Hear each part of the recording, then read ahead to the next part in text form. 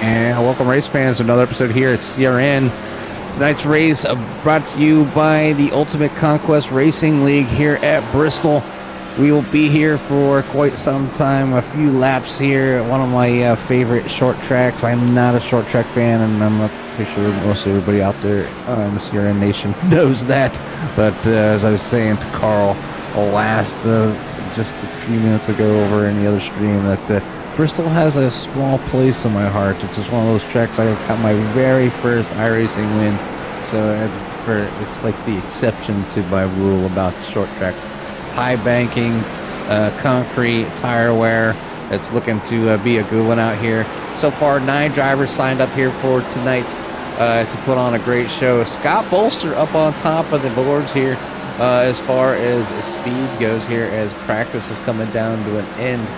I'll go down here, I'll pull up this here, and I'll put our best time here for you so you can see who's got the best lap. But that's Scott Bolster up there with 14.994, followed by last week's winner, Andrew Radcliffe, and then the newcomer, Stephen Meoak.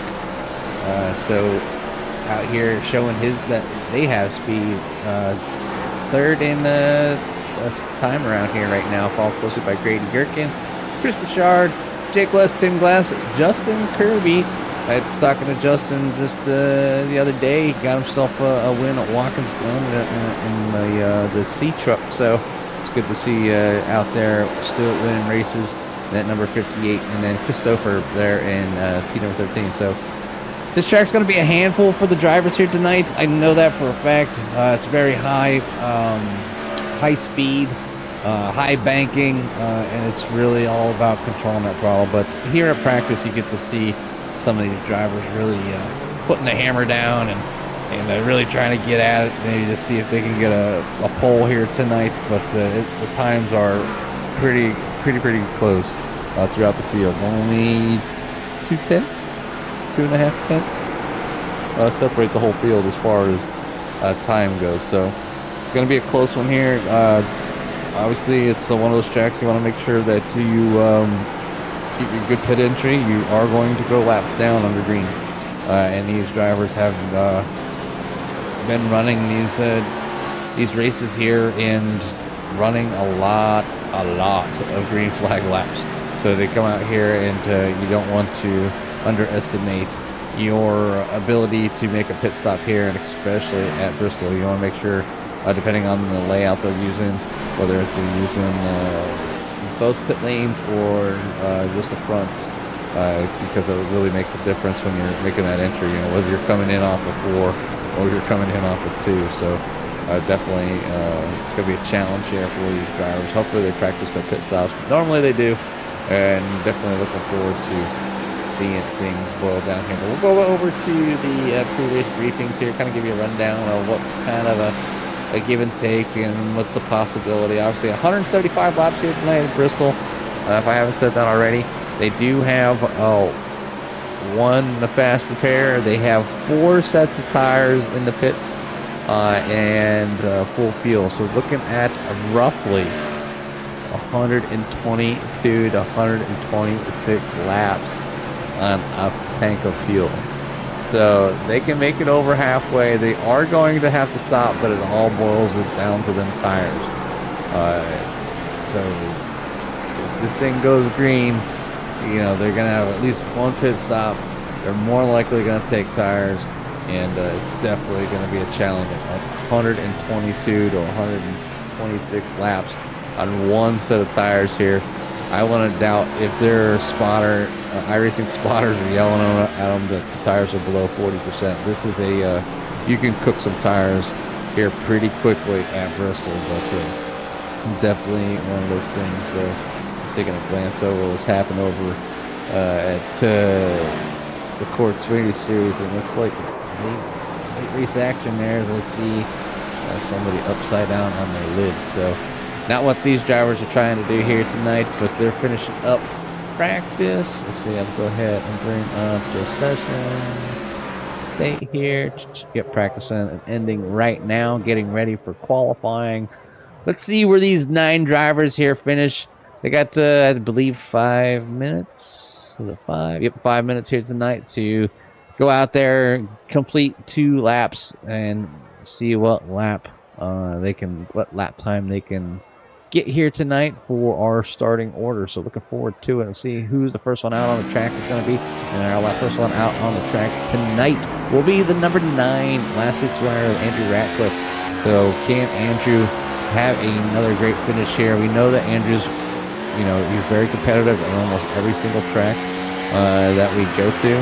I know he's not a huge road fan, but he does fairly well on those as well. So it's not anything that the 9 can't do. It's just, can he get that perfect run for a pole here tonight? So first lap in with a 15.068.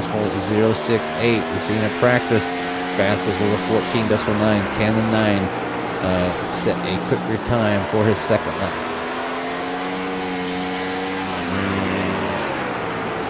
And he does with a 14.838. So Andrew Ratcliffe takes the position on pole over Chris Bouchard, who has a time in with a 15.0. Stephen Mioch there with a 14.9. So newcomer showing he has speed with these other drivers. So Mick put him in the mix with everybody else. It's going to be good to see new blood out there. It's awesome to have new drivers. Yeah, definitely give him the warm welcome that everybody deserves here at CRN, and hopefully he'll even maybe he'll finish well enough. We'll get to talk to him in the booth tonight. So definitely looking forward to that. 46 of Grady Kirkin sitting there in P number 2 currently, and then Justin Kirby's in 4th, Chris Shards in 5th, Scott Bolster in 6th. Christopher in 7th. Everybody's so close. 14.8 to 15.0. But there's another 15.5 by Tim Glass. But I'm going to say that was probably his first lap out. Taking a look at that number 18 Yingling machine. See where Tim finishes here tonight for his pole. He does get a little better time with his 15.130. And that's not a bad, a horrible time, because the other guys are super talented. So Tim Glass out there with his first lap of 15.263, looking the best at. Jake Lush turned a 15.0 as well. About 15.0 there. Gonna be a close one here tonight. I said Bristol's action-packed for sure. But yes, I'm sure we'll have some drivers maybe conserving their tires just a little bit. Like I said, these drivers tend to, they run a lot of green flag racing, and this is the start off. So we got about 2 minutes remaining here, and as we're waiting for that time to tick off here, got all 9 drivers on the field. So it looks like Andrew Ratcliffe will take your pole here tonight. Then Grady Gherkin, Stephen Mioch, Justin Kirby, Chris Bouchard, Scott Bolster, Jake Lesh, Chris Stouffer, and Tim Glass for your field here. So 9 drivers here at Bristol to try to tackle on these Gen 4 cars, and they're a handful. A lot of fun to drive, and they are definitely a handful. So definitely looking forward to seeing a great one here. But we're going to go jump over to the Discord, see where all our points are sitting here right now. So after the Auto Club race last week, Andrew Ratcliffe climbs to the top of the standings here in the championship standings, that is, by 10 points. And then followed closely by Grady Gherkin, Justin Kirby, Christopher, Jacob Les, Scott Bolster, Matt Simmons, Tim Glass, and JP Phillips falling all the way down to P number 9. And Chris Bouchard will be in P10, Brent Kirby, Jeff Byers, Tommy Ryan, Jeff Ryan, Jeremy Little, Trevor Hunt. So 16 drivers attending so far. We're going to add Steven out there as well.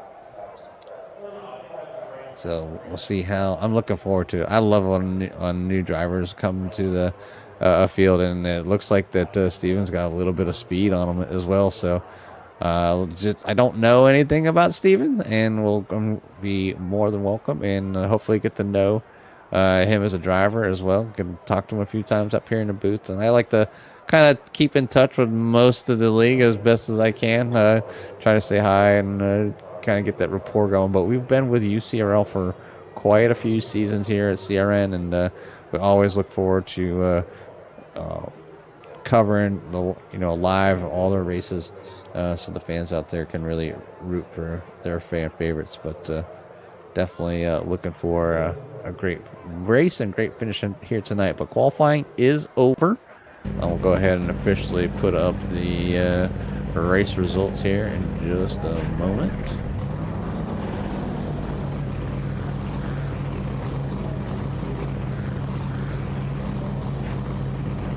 There you go.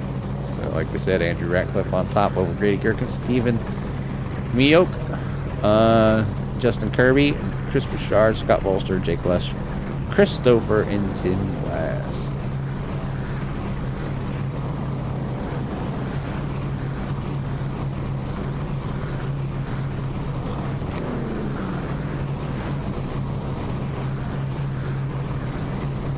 Again, just like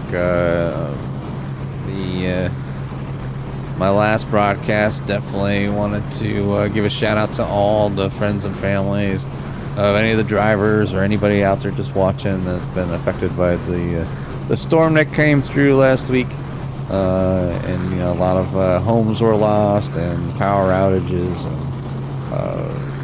and stuff like that. So hopefully everybody is safe and sound. Physically, and everything that anybody's lost is obviously replaceable. I know it's definitely hard times for those individuals, but just a shout out to all those families out there, and hopefully things get better day by day. Right now, hopefully we can bring you some enjoyment and some entertainment here, continuing our doubleheader with the Ultimate Conquest Racing League, the Firebreathers series here with Ucrl.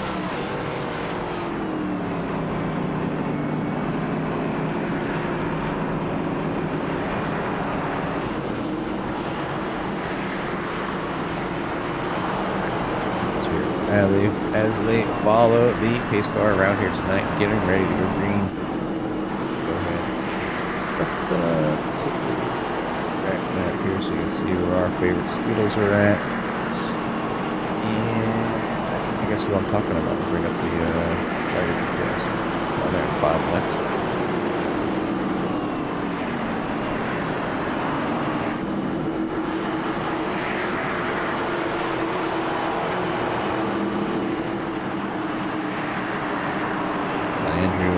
Ratcliffe out there, loving it right now. Got a couple wins underneath his belt here for the season, so and the points lead. So definitely looking to maybe stretch his legs and continue that charge forward here. His car is in, and the 9 is on loud pedal. He gets a nice start there down the inside, pulls in front of Grady Gherkin. For that first lap, goes back here 2x2, back of the field, not in the back of the middle of the field, behind Chris Bouchard with Jake Lesh and Justin Kirby on that high side. See Kirby getting a little bit loose, Lesh loose down the inside. He's going to keep it going forward though. He's going to lose a few spots, slide him back to the back, but Jake's going to have to take a couple laps, get them tires to cool back down before he can start marching his way back forward. So tough break there for the number 51 as he slides to the back of the pack. Chris Bouchard takes over Pete, number 3, up 2 spots already. It's already moved from 5th to 3rd. As a 28, we've seen him wheel that 28 more ways than one last week at the Auto Club. So we'll see if he's got a little better handle here at this track. See if the car likes him here tonight. But definitely moves number 28 into 3rd. Stephen Mioch back there, and P number 4. Good start from the number 95. Justin Kirby running the high side here, followed closely by Scott Bolster. We've seen Scott Bolster with some speed, so we'll see if the 45 has what it takes. This maybe save some of the tires. You know how consistent Scott has. We've had him in the booth here for one of the races. So far this season, so we'll see if we can talk to the 45 yet again this week. Christopher up 1 spot at the beginning so far here from number 7, so 7 laps in. This thing's gonna go by fast. These are 15-second laps. We'll take it down into the cars here, kind of show you what everything looks like after everybody kind of settles out. Everybody's down in that single file here. We'll hop on board with Chris Bouchard Bristol on top. Kind of give you an idea of what it looks like around here. Riding on top as I head down in these real steep corners. I need to get around here, and like I said, it's so fast, and it is super easy to rip up these tires really quick. So you get about 15 to 20 laps where you can just pretty much don't even care about your tires, and you just put the hammer down and get around here if you have a good setup. But these drivers definitely don't want their tires to wear out in 20 laps. As we talked a little bit earlier, is they can hit up to about 120 laps, 120, 126 laps. And I'm sure they'll be looking to reach at least the halfway mark there, right around that 90, not quite 90 laps, like 88-ish laps, 90 laps will be about the halfway mark here tonight. So thanks, Barry, for joining. I'm also giving a shout out to number 46 for Grady Gerken to get a good finish here tonight, as they're currently sitting in P number 2. Following behind Andrew Ratcliffe, that's currently leading the race. Then Justin Kirby's in 4th. And then Stephen Mioch sitting in P number 5. So good start so far for the number 95. Now you can see the couple different lines being ran. You can see Stephen running more of a low middle lane, and you can see the 58 running a little bit higher line. And I know the high line does work very well here at Bristol. But that inside does feel good as well. If you're not comfortable with the wall, it definitely can be something that somebody can work with running. Looks like Steven's losing a little bit of time, but I don't like I said, we haven't seen much from Steven so far. We just know that he's out here tonight, and we definitely welcome them with open arms, and look forward to covering to see what that 95 can do for the fans out there. Maybe get friends and family out there and keep watching. We see Chris Stoper going on the outside, so 95 maybe laying back, maybe knowing that looking like this thing is going to go green for a while. The Ottery ran his tires too hard, and he was feeling the effects here. So, and that's the big thing I had with these cars, is that you could get the times in. That really wasn't the problem. It was holding the tires and not beating the poop off of them in order to be able to run, that 60, 70, 80 laps, especially at tracks like this here.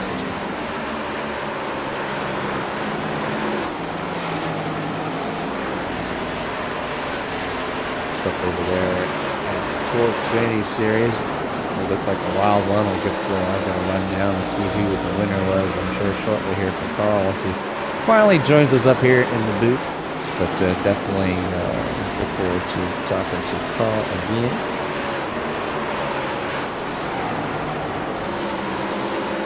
Come a long way with CRNs. If you're out there watching, please hit that thumbs up, and like, share, subscribe, share with your friends and family.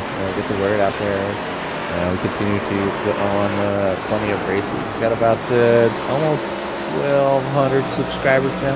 So that's always a decent number, and the numbers will keep going up every month, slow and steady, as this small niche network as we continue to broadcast for all the race fans out there.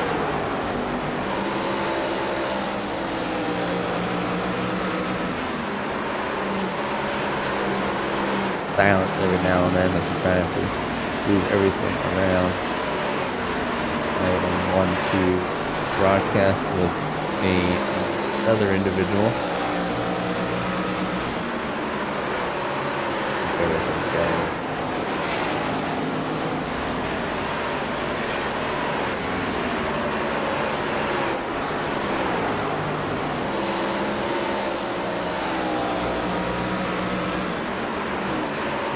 All right, so we're lap number 25 of 175. Been green from the get-go so far, and right now,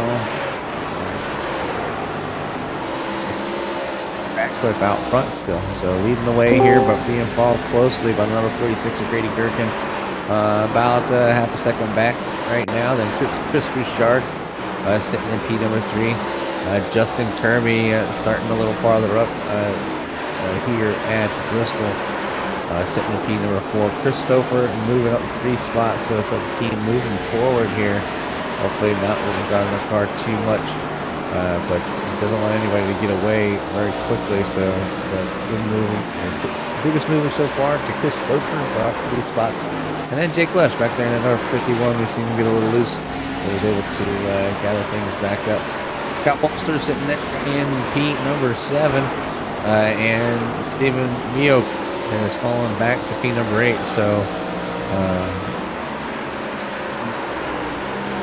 like I said, it's a very the Gen 4 car can be a handful, and when you go out there and you join a league that runs full tank and enough time, basically enough laps to use a full tank, where you got to pit, it is a real challenge to maintain the tires. And I don't know, like I said, we don't know yet Steven's experience with the Gen 4 cars. We've seen him put some good lap times in. Obviously started up there in P number 3, but has fallen back here to P number 8 towards the back. So maybe just it's the same issues that I have with these cars, and that's trying to save them tires without putting the thing in the wall every other corner. So 31 laps have diminished and disappeared already. Andrew Ratcliffe's out front, Grady Gerken, Justin Kirby for your top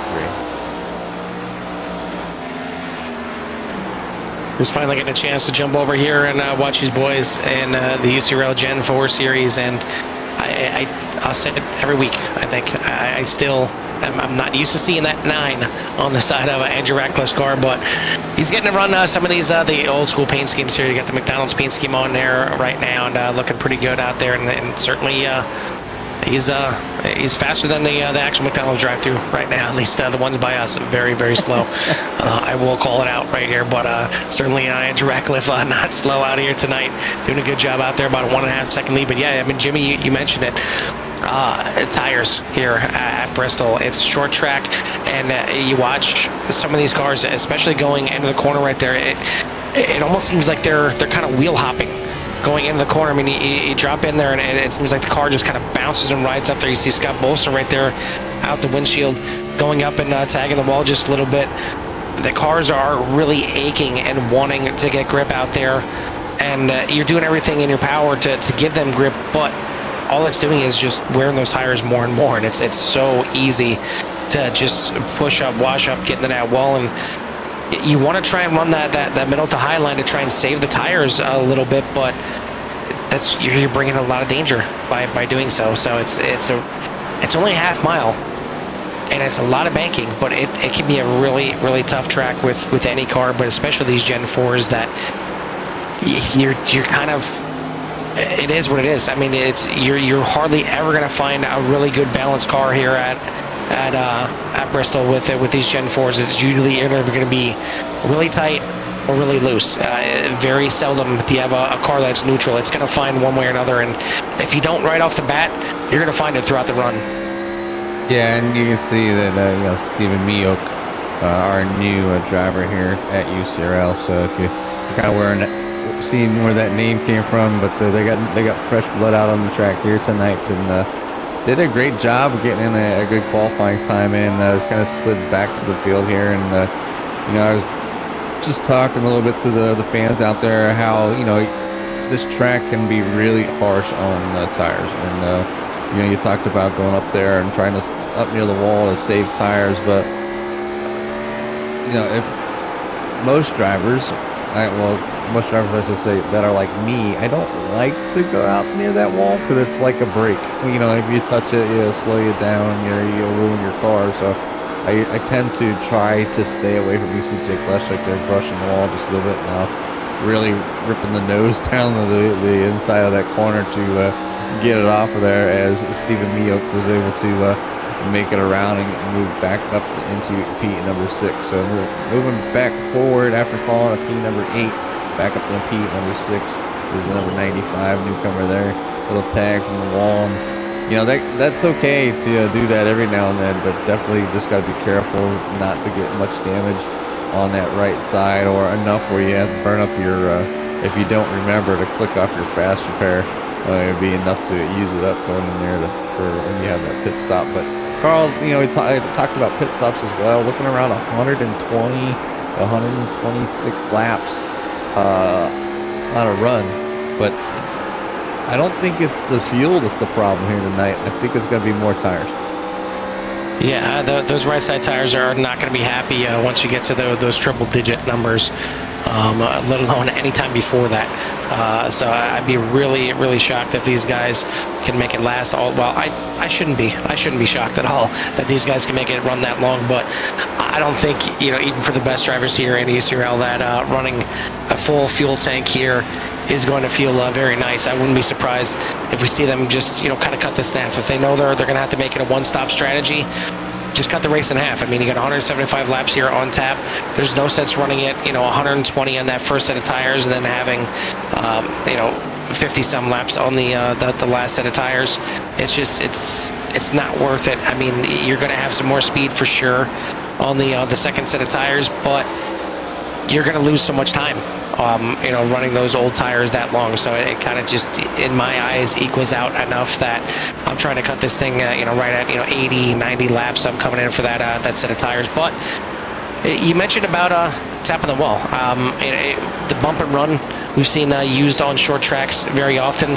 The bump and run at Bristol here is a bit different, and at the end of the race, if you're kind of throwing caution to the wind, you're trying to get that win, or you're trying to pick up another position, you can use the Bristol bump and run, and that's really getting up to that high line, giving that wall a kiss, and it kind of throws you off the wall, and it shoots you down the track in a good way. You can get a really good run, and you can turn some of the fastest laps of the race by running that line.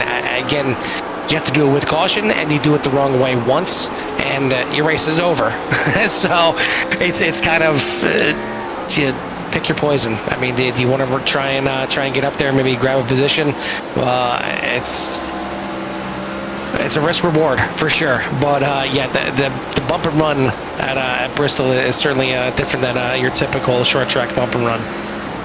Yeah, speaking of bump and run, right now the leader Andrew Ratcliffe out to a nice 4-second lead over Grady Gherkin, and Justin Kirby another 5 seconds back from Gherkin, but starting to come up on lap traffic. So the shorter tracks like this, Carl, and with the speed that some of these drivers have, start putting drivers in danger of going a lap down from the faster drivers. And right now you see the 45 and the 51 kind of staying up high, giving the 9 enough room to go by on the low side. So just trying to make it happen here nice and easy, and that's what these drivers usually do, give them space. They know the 51 knows it's a little bit slower. I'm going to go ahead. You can see up in the wall just a little bit. Stay in front of Scott Bolster and fall in as a leader. Makes it by the 51 and the 45. So 6 cars on the lead lap. Next car in Andrew's sights there is the number 95 that is caught up in the 28 of Chris Richard. And we talked a little bit about Chris Richard and his outstanding ability to wheel that number 28 around the Auto Club last week.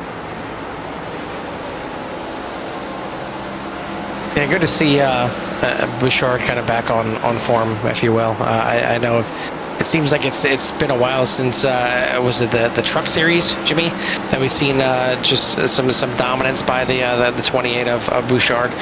I haven't seen as much in the Xfinity Series last season or the Gen 4s quite yet. Up until last week. So good to see him back on form. But he's going to be looking in the mirrors, and not only has he got an eyeful of that 95, who used the bump and run to perfection to make the pass, but it's a little bit early to be using up that right side. But he's also got now a mirror full of the leader, and already here on lap number 60, looking like he may end up going a lap down. So a nice torrid pace here from the 9 of Andrew Ratcliffe is getting him to drive up through the field, and now lap up to the top 5 and maybe even further. But it's been a good season for Ratcliffe, good enough to have him in the points lead by 18 over Grady Gherkin coming into tonight. It's tough when you have the smaller fields like this to kind of stretch out and gain a good lead. I mean, just about everybody out here on the track can win any given week. So to have to deal with that and trying to figure out how you can get your wins week in and week out and try and pull any kind of points lead is tough when you have a smaller amount of field here. So the fact that he's even got an 18-point lead is a big shot in the arm. Yeah, and he's got a substantial lead here tonight, just getting it done. Out to a 5.5 second lead over Grady Kirkin. So, maybe some of them drivers are holding on to some of them tires. Andrew is not one to faint of heart of saving tires by any means. He will drive the wheels off the 9 if he has to until he makes it. So, it might be that he knows that pit stop lap that he wants to come in. We're already on lap 66 of 175, so don't blink too many times. This thing will be over as we're closing in on that 75 laps completed here, and then we'll only have less than 100 laps. These things are clicking by right now. Andrew is doing 16.7 seconds a lap, and we already got a guy in the pits, Justin Kirby. First one deciding to come in, so we're inside that pit window right now, the 58 into pit lane. And you see when we were on Andrew Ratcliffe there, he's searching around. He's trying some different lines through these corners, trying to figure out where the grip is, because of any track that these guys go to, this one, you got to kind of treat it like a dirt track. And on a dirt track, it evolves, it changes, and you have to go through the race and kind of search and chase that moisture in the track. So you may start off running the low line in the feature, and then all of a sudden, halfway through the feature, you're running the middle line, or even up at the cushion. It's kind of the same with Bristol. You're going to go through this long run here, and you may feel in the beginning of the run that the high line just feels good. It feels like the car rotates really well, and then all of a sudden, midway through the run, you're running that low line, and towards the end of the run, you're running the middle line, or any combination of the sorts. But you're always searching around and trying to feel, okay, now I'm another 20 laps in. Is there another line that feels better for the cars? Another one that feels like I'm not going to chew up these right sides as much and still be able to run fast. Yeah, we see some of the cars that have been in right now. See Jake Lutch, obviously was just on lap 59, able to easily get around cars. So you can see how much faster the new tires is, and it is a huge change, especially getting new tires. The time difference will go from running 17, almost 18-second laps, and all the way down to in the 15s. So obviously everybody's best lap is pretty much there's so many best laps car here tonight. Look at 15.3, 15.3, 15.3, 15.3. Yeah, across the board. Yeah, it's just a lot. The fresh tires are giving you about a 1.5 second difference. Yeah. And it may not seem like much, but that's a tenth of the lap here. I mean, it's only a 15-second lap. So, I mean, a 1.5 second difference is huge. And you see right there the difference. Again, Justin Kirby going in and getting one of his laps back. I mean, it's the biggest thing here is how much time you are losing by coming into the pits. And God forbid there's a caution that comes out. If you're one of those guys that comes in early and tries to get the short pit done to get the track position and try and figure out something a little bit later in the race, it's great. But once that caution flies, you're kind of doomed unless you ran back and got some of those laps back. Because, I mean, as it stands right now, trying to bring it up here, and see, it looks like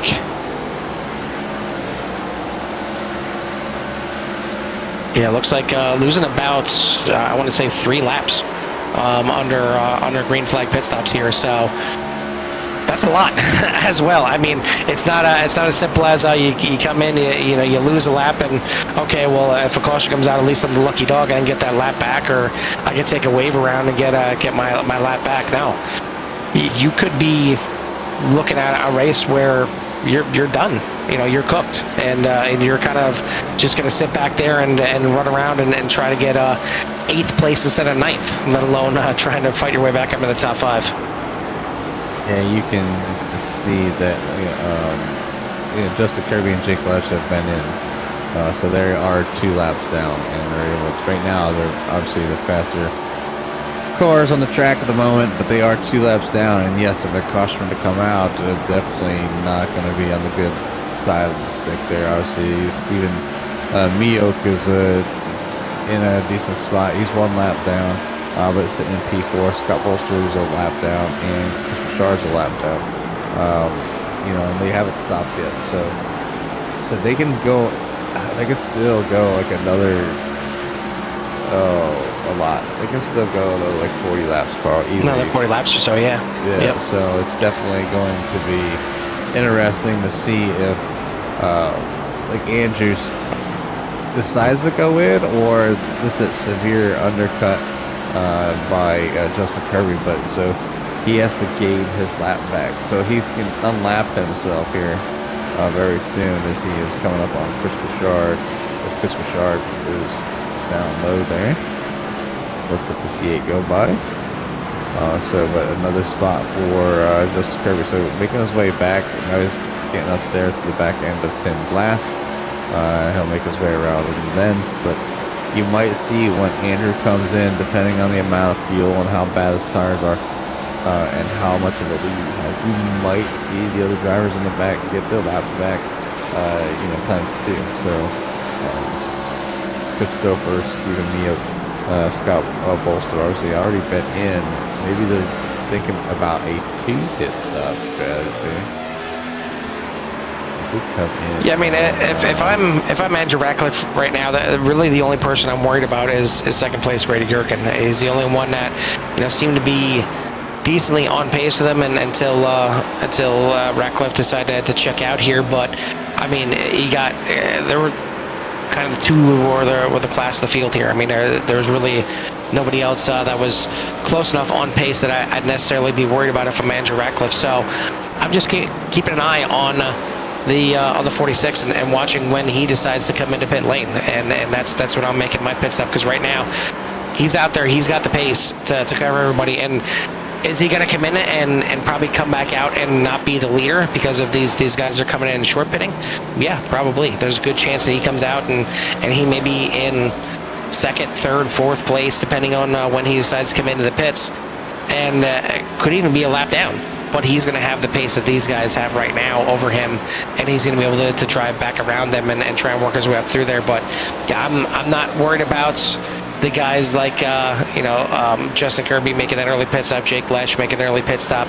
I'm not worried about them challenging me for the lead necessarily at this point. I mean, obviously, caution comes out at any point and throw all the strategy out the window. But yeah, I'm kind of keeping an eye on Grady Gherkin. You see Gherkin now in pit lane, so we'll see when the 9 decides to come in. I mean, he can just say screw it as well. I mean, he can just try and run this thing out. He's got a ton of pace. But you see now he comes into pits and really aggressive entry into pit lane. So yeah, maybe keeping an eye on that 46. He sees Gherkin come in, doesn't want to get short pit by the 46 and have to pass him on track on speed. So he's going to bring it in. This looks like it will just about complete our pit cycle. Yeah, there's only a few remaining. Chris Stouffer out there still in. Tim Glass is in the pit as well. So Chris Stouffer, last one remaining, and number 13. Maybe just get out there, get a couple points led, help his championship playoff hopes. But right now, your leader has relinquished lead, and Chris Stouffer is out front, and he can stay out there for at least 30 laps. So if somebody messes up between now and then, he can find himself in a very, very good spot. But it looks like let's go to Chris Stouffer here to see how he's doing. And it's just a pretty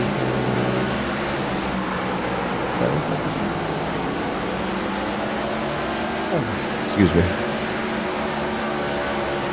And that's exactly what Ratcliffe doesn't want to see. He doesn't want to see 2, 3 cars all in one spot on the track and getting a little racy, as Stouffer is now going to bring it into the pits to complete the pit cycle. He doesn't want to see anybody run anybody.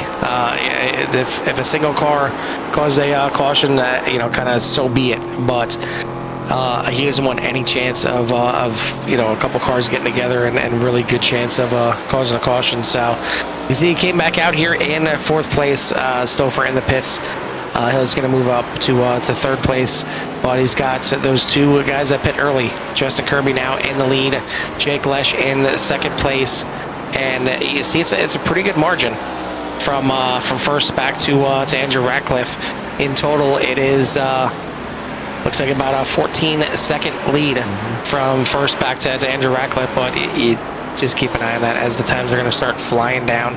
Your leaders right now, Justin Kirby is running about in the low 16s, Jake Lesh in the high 16s, and Andrew Ratcliffe out there running in the mid 15s.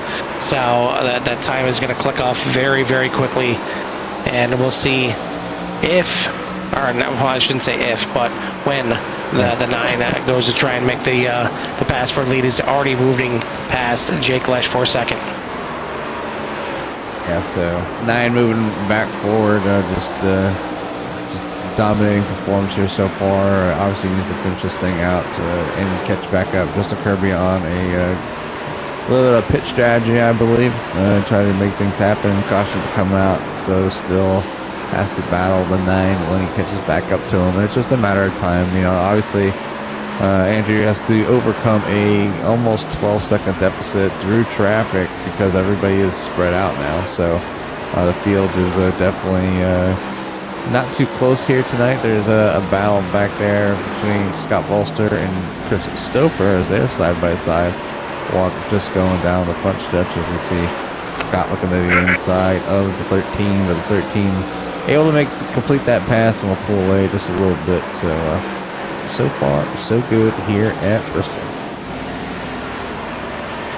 I want to send a shout out to everybody that is out there tuning in to the coverage. I know Barry is always out there watching, but if you haven't done so yet, hit that like and subscribe and get you in tune with everything that CRN has, as we've got great racing all throughout the week. We got our double header here tonight on Tuesday with the Core Xfinity Series, which was an absolute thriller. If you haven't watched that one yet, make sure you tune in. Probably gonna have to wait until tomorrow right now, since it takes a little bit for it to go back and be able to watch the replay. If you watch it live, it was fantastic, a great finish, and won't give out the spoiler of who won or anything like that, but let's just say green, white checkered, and on the white flag lap, it was 3 wide for the lead off of turn number 2, and the top 3 were covered by less than 1/10 of a second at the line. So absolute great finish over there. And then we got right here, obviously, the Firebreathers Throwback Cup Series here for the Ultimate Conquest Racing League UCRL. Wednesday nights we have the doubleheader as well with CSRL and the YesCar Truck Series. So we got back-to-back nights here. It's a blast. It can be a lot of work at times, but it doesn't really feel like it when you're up here and you're watching great racing, and you get to see the same guys battling out week in and week out. It's fun to watch. It's definitely a lot of fun to watch, and since we got all our pit stops completed, you see Chris Richard down the pits here again, so we'll be having a little trouble here tonight with number 28. Has it down there, a few laps down now, but we're going to give the fans a little time to have a little bit of love to hear it here at CRN, so we'll crank the meeting call off for a minute and crank them up, and we'll be right back.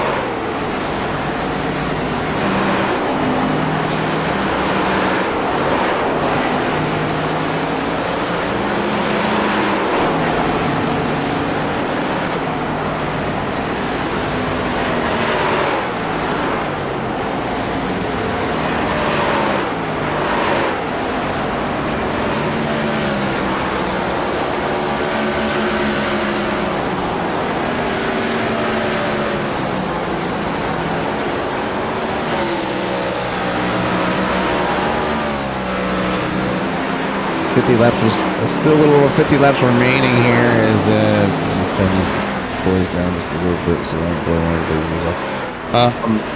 But Andrew Ratcliffe has taken the lead and definitely gotten back out there. Grady Gherkin sitting in there in P number 2 down. Christopher's in 3rd. Steven Meoke is in P number 4. Scott Bolster in P number 5. Justin Kirby up there in P number 6. Down 2 laps. So he came in there on lap 112. So at least doing a two pit stop here tonight, trying to make the tires work. So it's been a while since we've seen that attempt on different pit strategies, especially with tires. Chris Bouchard was always the one to push the limit with try to do the 2 tires. Do the 1 extra pit stop and make it work, and always ended up just a bit short with a few of those. But here right now, seeing if that 50 can come back from 2 laps down with only 50 laps remaining. Yeah, and it's really just the biggest thing when it comes to these these kind of calls and these strategy moves is figuring out how quick the tire fall off is. You come back out here and you're running in the mid 15s. How quick does it take until you're getting into the mid 16s? And we see at the end of this run, or at the end of the first run, the drivers creeping up into the low to mid 17s. So I mean, it's about a 2-second wide gap, and at least 1.5 seconds. That is the difference between fresh tires and really old tires. But it kind of plateaus for a time. You get to the point where it'll slowly start wearing in, and you'll go from the mid 15s to 15.6, 15.7, 15.8. But you'll get to a point where the tires kind of plateau off, and you got to figure out when that is. And it's a lot of trial and error, a lot of calculations, a lot of figuring out, okay, well, it looks like, they kind of plateau at 16.5, but it doesn't happen until, 20 laps in. Well, if I get in there and pit early, I can run, mid to high 15s for quite some time and make all that time back up and do that on that second pit stop. So it's either way, you're taking a gamble, but it's worth it. If you don't have the pace that the leader has, that second place has, that the top 5 has, whatever it is, you gotta throw some darts at the board and see what sticks, really. And that's what you see from both Justin Kirby and Jake Lesh out here tonight with the other 2 stops. But I mean, right now for Justin Kirby, he is in 4th.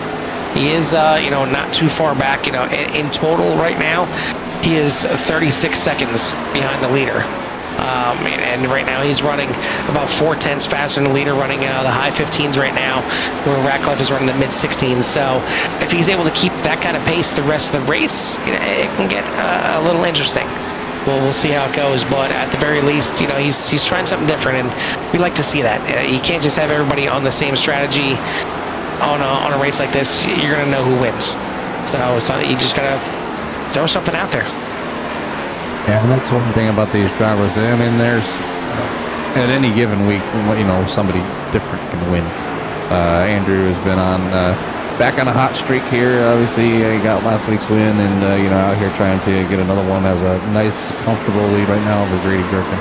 We're watching right now, following Christopher there. That's in P number 3, 1 lap down. So only 2 cars on the lead lap, and so Andrew has just been on a march through the field here tonight, and to lap his competitors here in UCRL is a huge feat because of the skill level here of all the drivers. But these drivers continue to run 95 to 98% of their races green. A few races that had some last lap hiccups. I don't know what you really want to call them, but definitely made things interesting. But Andrew's march through the field here tonight has been nothing but impressive. Yeah, I mean, Andrew does have the points lead out here, and he does have 2 wins on the season, but it still hasn't really felt like the Andrew Ratcliffe that we've seen just come out and absolutely dominate races.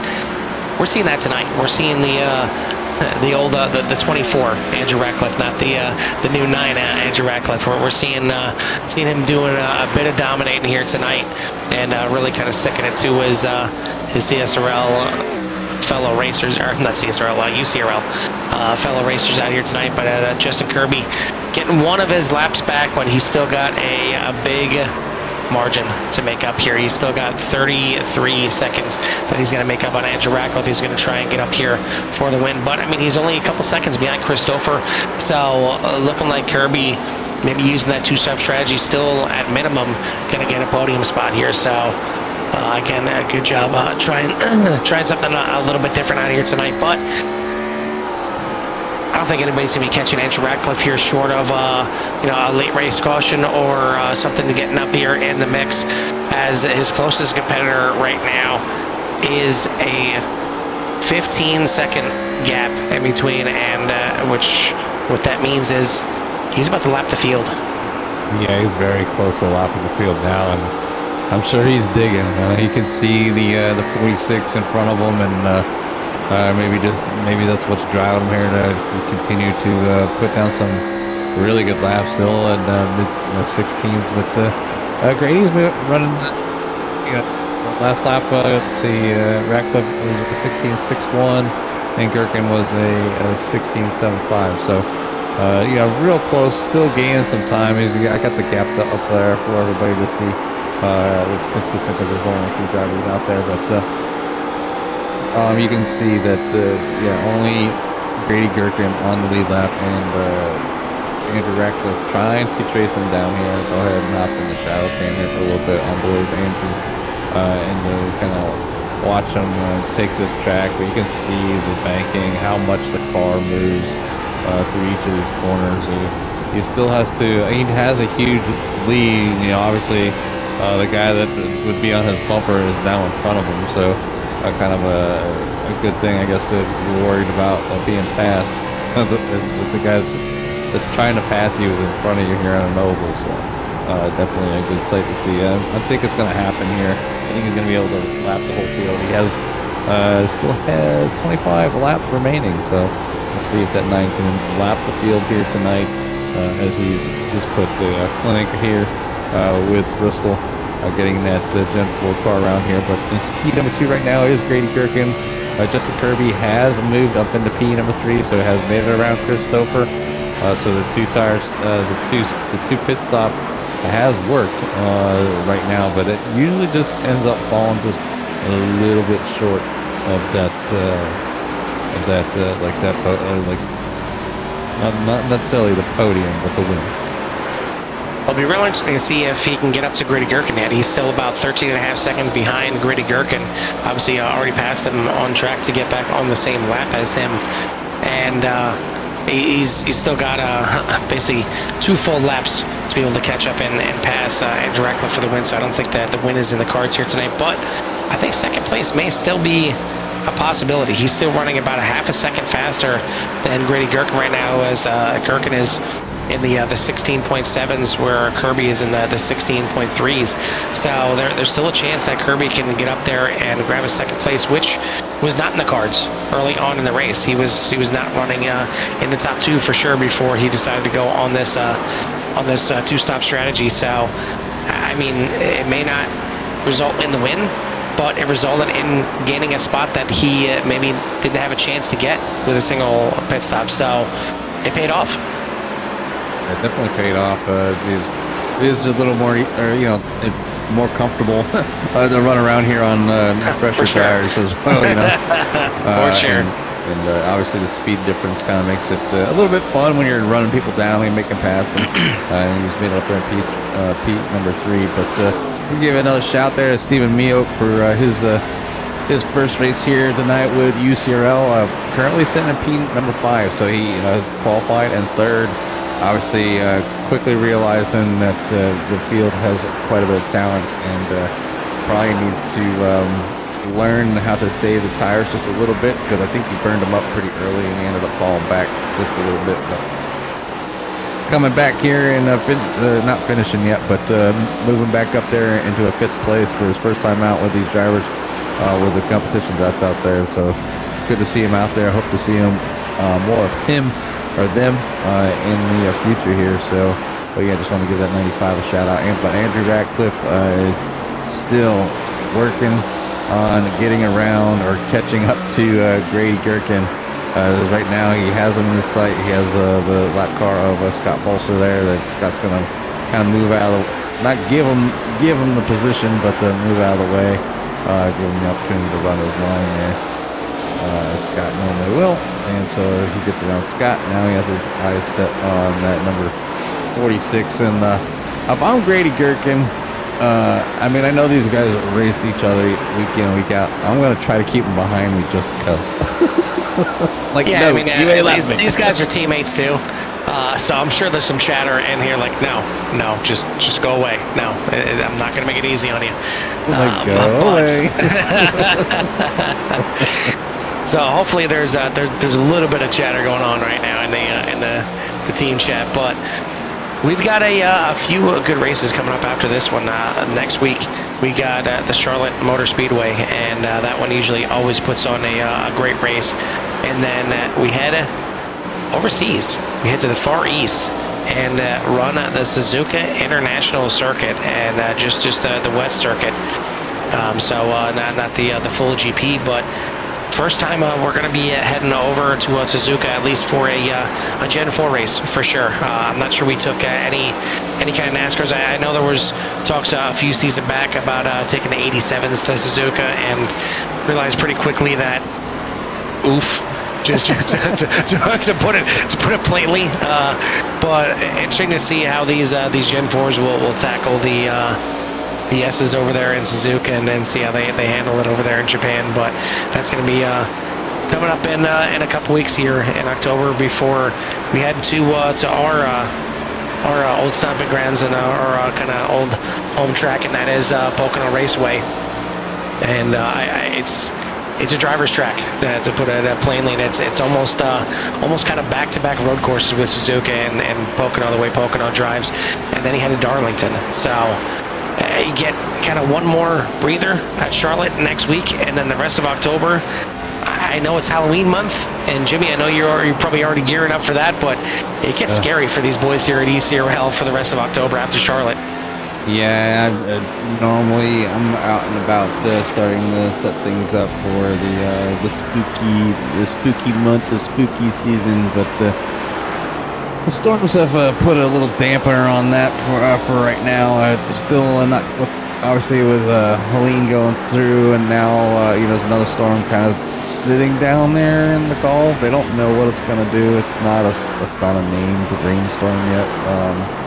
But definitely looking forward to it. It's looking to dump more water on the U.S. down this way as it makes its way through. A couple of hurricanes and disturbances out there in the Far East. If anybody that's following, whether they come right off of Africa and they come across the middle Atlantic, and then all the currents and lows and highs and pushes them all over the place, and basically they end up, a couple of them are just going to steer up and away. So but yeah, just keep an eye out if you live in the kind of like the danger zones, but it even stretches out past the shorelines. As you can like I said, reach out to all the families like up in North Carolina and Tennessee and Georgia and all that stuff, all the water that they got from the storm, and it still carried quite a bit of winds as well. But right now we have 4 laps to go. Andrew Ratcliffe out to a massive lead. Still can't. He finally got around Grady Gherkin, so he was able to lap the whole field here tonight. So it's the first time we've seen that happen at any race here for quite a while. But Andrew definitely putting the clinic on here tonight. He vowed to drive better and not cause accidents and do his thing, and maybe that was enough, all he needed to turn it up just a little bit. Final lap here for the number 9. He's in quite a pickle here with some of these drivers. I'm sure he doesn't want to get wrecked or anything, so just taking it nice and easy as a whole lap field. But Andrew will take the win here over the 46 of Grady Gherkin. Justin Kirby using that 2 pit stop strategy, finishes in P number 3. He does gain 1 spot tonight. Christopher gains 4 spots tonight, being our biggest mover. And number 13, he will finish in P number 4. Newcomer Stephen Mioch is going to be finishing in 5th. And at number 95, Jake West is up a spot tonight. He will finish in 6th. Scott Bolster will finish in 7th. Tim Glass in P number 8. And Chris Bouchard did not want to battle the car anymore here tonight. Will finish in P number 9. So just to shout out all the drivers that came out this week. Shout out to the new guy that showed up here. Glad to have fresh names out there on the track. Looking forward to seeing them for the other races to come. And we'll get right to it here soon as the drivers will be coming down in the booth for us to talk to. Yeah, we'll get him up here in a second, and the strategy there for Justin Kirby wasn't enough to run down Grady Gherkin there for second. But yeah, right at the end there, Andrew Ratcliffe had a few cars around him, and it's kind of amazing. Only 8 cars on the track at the time, but he finds himself in the midst of 3 other cars right at the end, and you see him just trying to kind of tiptoe around him there. Jake Lesh obviously had the fresher tires, and he wanted to get around and get a lap back there. And I'm sure Andrew Ratcliffe was trying to just stay out of their battle, but also trying to keep Grady behind him. You know, he wants to lap the field and finish with a lap on everybody there, and didn't want his teammate to get on by there at the end. So he gets it done and gets the win here tonight. But I mean, dominating fashion. We've seen Andrew Ratcliffe come out here and dominate races before. I haven't seen it in a while, but man, we've seen it tonight, Jimmy. Yeah, definitely a show here tonight. Green from start to finish. Fantastic race by the drivers out here. Fantastic race by Andrew by just getting this thing done here. Starting on the pole and winning here right from the rip. So Grady Gherkin with a fantastic finish like we talked about in P number 2, and then also obviously Justin Kirby going out of the comfort zone into trying a different strategy to see if it worked, and falling just a little bit short here tonight, but coming in still on the podium here at P number 3. So definitely a great race, great show. Great talking to Carl as normal, and it's good to see quite a bit of viewers out here tonight for the UCRL drivers, and hope everybody will come back for next week and the following weeks for the rest of the season. Well, it looks like we got our top 3 here, our podium finishers ready to get some interviews, so we'll get them queued up here in a second. But yeah, I mean, it was another great race here, and Bristol is the last great Coliseum, and it can certainly put on some rough races here. As I mean, it's high banking here, and it's one of the few short tracks that you really feel like you can kind of get after, and you can really get aggressive at. But green flag for from start to finish here, and it's what we like to see for sure. Top 3 ready to go here, and first one we'll bring in Jimmy. Why don't you go ahead and take the 3rd place finisher, our 2-stopper here tonight, the 58 of Justin Kirby. Yep, okay, I was going to say I wasn't sure if he was here or not, but yeah, Jimmy, why don't you go ahead and take Justin? Hey, Justin, Jimmy, Carl, in the booth, copy. I got you. Hey, man, you go out there tonight. It's 175 laps here at Bristol. I know you guys are carrying quite a bit of fuel, and you can put in a lot of laps, but you went ahead and you tried the old 2-stop challenge, I guess. You've fallen just a little bit short, but you were able to bring that number 58 in for a 3rd place finish here tonight. A little better luck than some of the previous races, or you've got kind of tangled up there at the end. But so you walk away here with a P number 3. Kind of what was going through your mind when the race was going on, and was there a chance that that 2-stop was going to work, or was just Andrew just on another planet here tonight?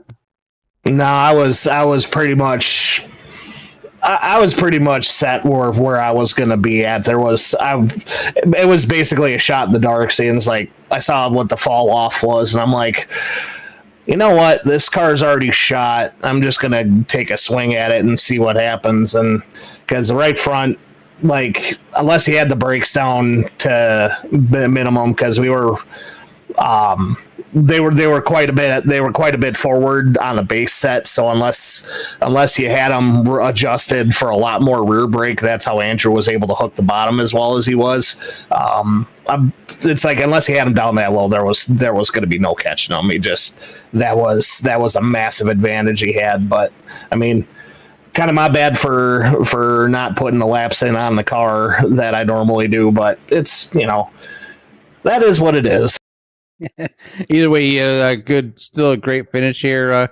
See, you have some a new driver out there tonight, so it was good that see that the league growing just a little bit. If it's 1-by-1, we'll take it. And obviously, I didn't see anything that Steven did to kind of get in anybody's way, and looked like he drove a pretty clean race with everybody else. So it was good to see that as interaction as well. So, but either way, congratulations on the third place finish here tonight at Bristol. I'll give you a little bit of time for any shouts that you may have on number 58. No, I just want to thank Black Magic, the team and the guys for, we're kind of sticking together with whatever it is we do. Scott for hosting the league and having us around, Core for and CRN for keeping us up and out there and making the best with the situation we got right now. And just want to say whoever's like in the Carolinas and Eastern Tennessee, it's like hope they're doing well and doing all right. And if they happen to be watching this, it's like, we're thinking about you. Yeah, definitely thinking about all those the friends, families, drivers, anybody in those areas with the tough times with some of that nasty weather that come up through just about a week ago. So, but again, congratulations on Pete, number 3. We'll let you go celebrate with your friends and family. All right, thanks, guys. That is your third place finisher here tonight, the 58 of Justin Kirby. Second place tonight is going to be the 46 of Grady Gherkin. Grady, congrats on the second place here tonight, but I'm not sure if you missed the schedule or if you didn't see something here, but we actually had 175 laps tonight, not 174. I see you only complete 174 here tonight, so... Yeah. Yeah, you don't have to rub it in, but Andrew was kind of waiting behind me. He's like, I'm bored. He says, you want to race me kind of thing. And I'm like, just go. Let's just get this thing over. Because I'm sweating. My arms are tired. And I'm like, I can't hold on. Let's just get it done with. So go ahead and pass me. I'll do one less lap tonight.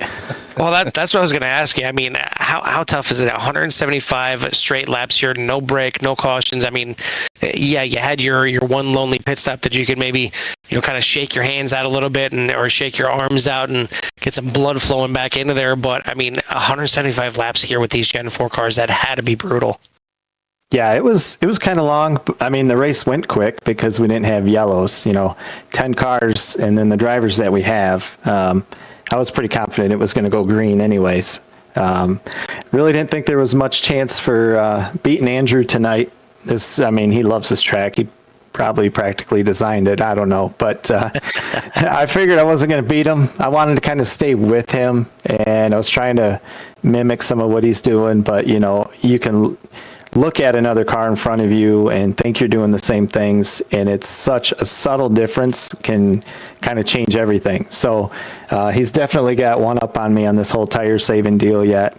I'm working to get that a little bit better.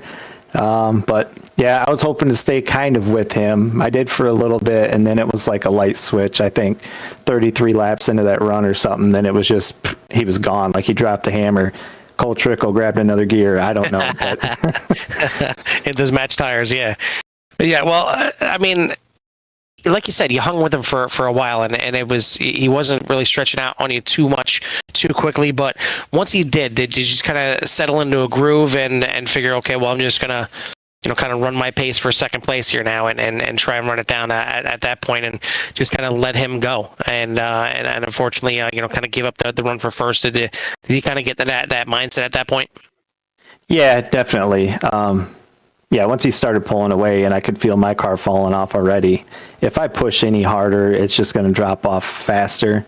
So at that point, I just had to manage my race, try to back it back down a little bit through the corners, not beat on my tires quite as much. After the pit stops, come out, and I tried to have that mindset right away, just run clean, smooth laps, try not to force it. But then I knew Kirby was on a different strategy, and he was flying on those tires, and I was trying to not pay too much attention to it until we got a little later in the run. He passed me, then we were on the same lap, and I knew he was coming, so I was kind of watching that. And yeah, I told Andrew when he got to me, I'm like, just go. I'm trying to manage my pace to stay in front of Justin. So, but he was back there messing around with me for a little bit, and he was trying to have some fun. But yeah, I was just trying to manage the race, stay in front of third place. Justin, Chris was up there for a while, Stouffer. So I was kind of watching those guys and kind of just managing the race from there. Yeah, Justin got it all the way back to 5.5 seconds roughly at the end, so a heck of a run back from him. But yeah, enough pace in that 46 here tonight to get a second place. Talked about the schedule coming up here for you guys. Obviously, pretty familiar with Charlotte Motor Speedway coming up next week, and maybe kind of the last breather that you guys get for October. As we mentioned Halloween is in October. Well, you guys got a scary month as you get Suzuka, Pocono, Darlington, all thrown into the end of the month of October. So, outlook on the rest of this month and what it's going to take to try and claw back to your teammate here in the standings. Yeah, Charlotte should be a good time, especially in these cars. That'll be a fun race next week. Suzuka, we'll see. I ran there a while ago. I do not mind the track, but it's been a while since I've been there.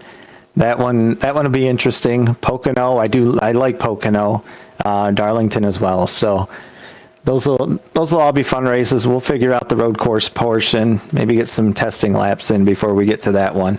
But no, there'll be some fun races. Like I said, yeah, Charlotte next week should be a good time for sure.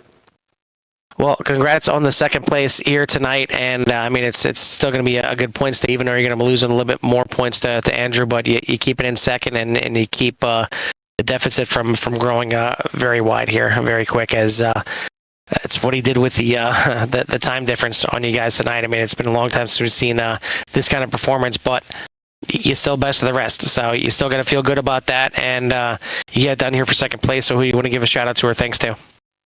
Yeah, definitely shout out to Andrew for that win. He showed us, if you think you're doing decent, you got a lot more work to do. So we'll just have to keep chipping away and try to make these subtle improvements.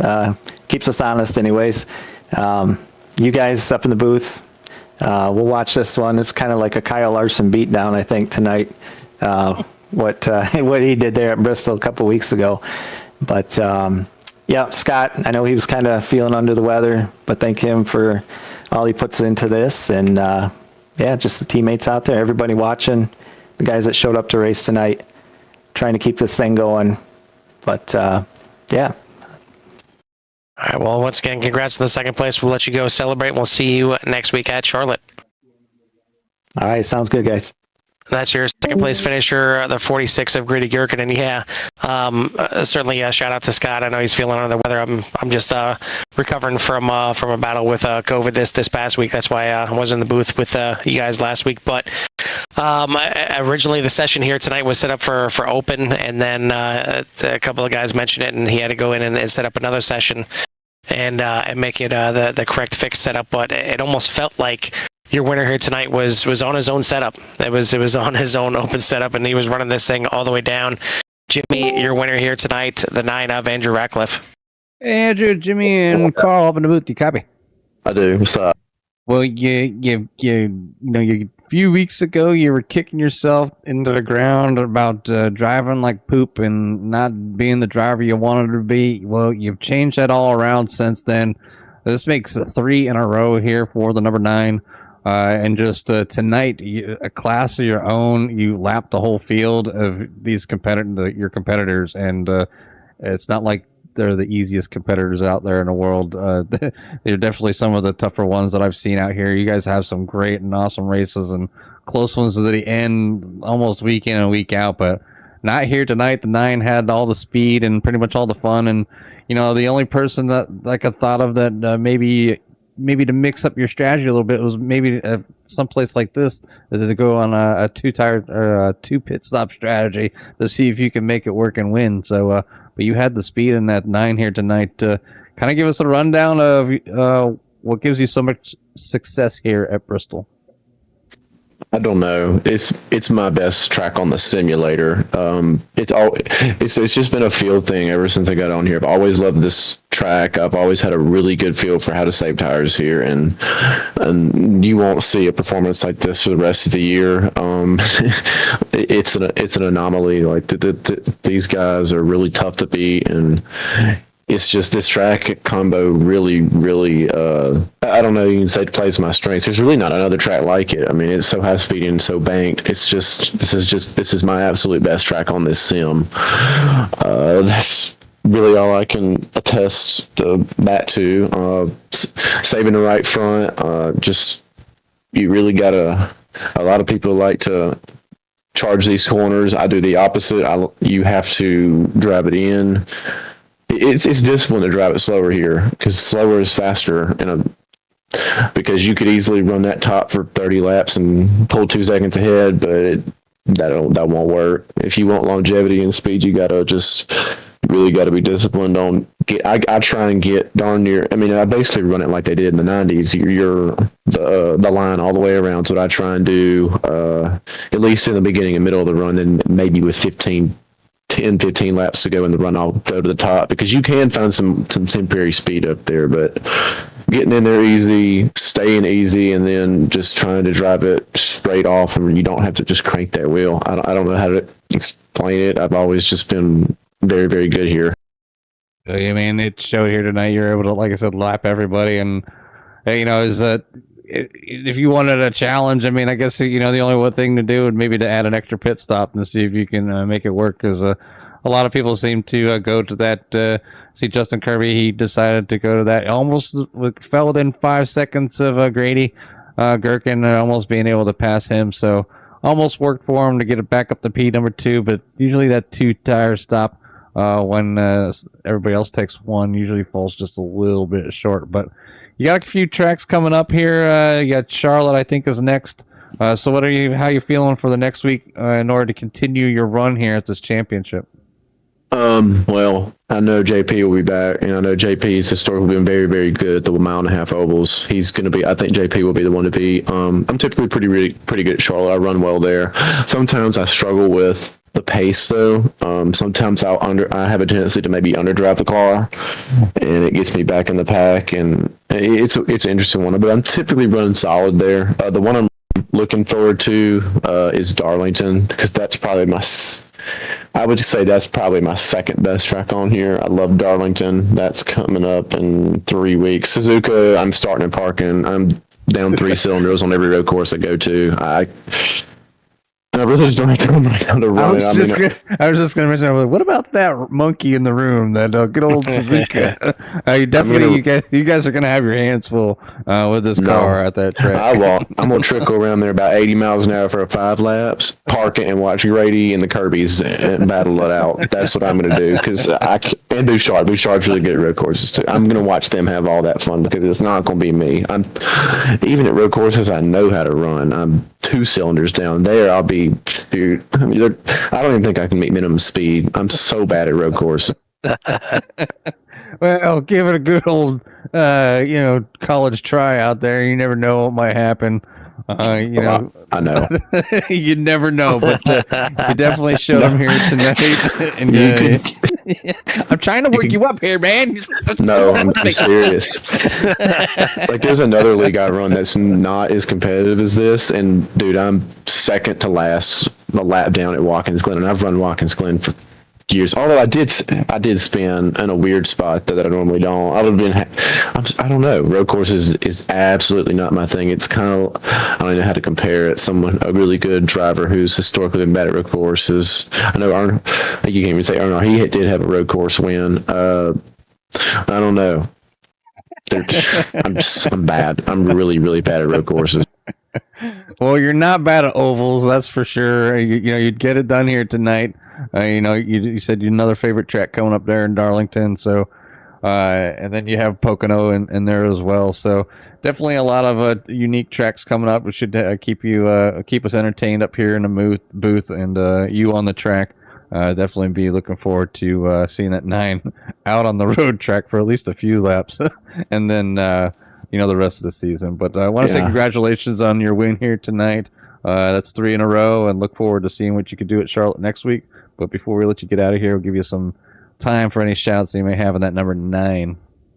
Yeah, shout out to the new guy, the 95 of Stephen Mioke. Glad to see a newcomer out. Seems like a cool dude. Talked to him a little bit in the interview room. Glad that we had him out here. Hope he comes back. And the other 7 that showed up. Looking forward to have JP back next week because JP is at the big ovals. He's good everywhere because he runs these in the officials more than anybody in this league, and he's always a challenge. But I think next week you're going to see it way closer. Because you're not going to have historical. I remember it's a night race, so less tire wear. I think it's going to be less separation. You're going to have multiple good close battles. So yeah, just shout out to the whole league and you guys for sticking that one out there. I'm sure y'all were hoping for a call shirt too to at least be racket a few times. I mean, either way, you guys have just always put on a good show. You guys give quite a bit to talk to. I did, put you guys on a little love to hear it stream there for, a few laps. But, you guys are always fun to watch, whether there's 10 years or 20 years, to be honest, Andrew. And look forward to each and every week watching you guys put on a show for the fans out there. So, but again, congratulations on your win tonight, and we'll let you go ahead and go celebrate with your friends and family. Thank you guys, and enjoy it. That is your winner here tonight, the 9 of Andrew Ratcliffe, and the only driver to complete 175 laps here tonight. Just complete domination, and first time in, at the very least, a long time that we've seen a driver lap the entire field, and I don't think we've ever seen it here in UCRL. I could be mistaken, but it's just a heck of a performance here from Andrew, taking down the win. Whether it's a track you like or not, there's too much talent in this league to be able to do what he did here tonight. I mean, it's astonishing. Yeah, I wouldn't expect if somebody said that one person was going to lap the whole field tonight, I would have been like, no way. The talent is really high here. And like I said, it's like Andrew was saying, it's good to see fresh faces out there for Stephen Mioke, and obviously JP coming back is always a great addition. Talking to JP up here for the wins and the championships that he had, so it's always good to get people to come back. And I think slowly, with winter coming into play, summer's kind of winding down, and I think you're going to start seeing some drivers return, maybe get that itch to get back in the car again. So it'd be good to see the numbers jump back up here at UCRL for any of the series that they run. But either way, Carl, it's been great. Looking forward to Charlotte next week. Absolutely going to be a good one there. 117 laps on tap for next week, but you have to tune in next Tuesday night for that. Another good one here, 175 straight laps here at Bristol. That is not easy to do in any car with any amount of cars out here. But if anybody's going to do it, it's going to be these boys right here at UCRL. So thank you for tuning in and watching. If you haven't done so yet, hit that like and subscribe. Get in touch with everything that CRN has to offer. But for Jimmy Covert and myself, Carl Hamwork here, and CRN, we'll see you at the track.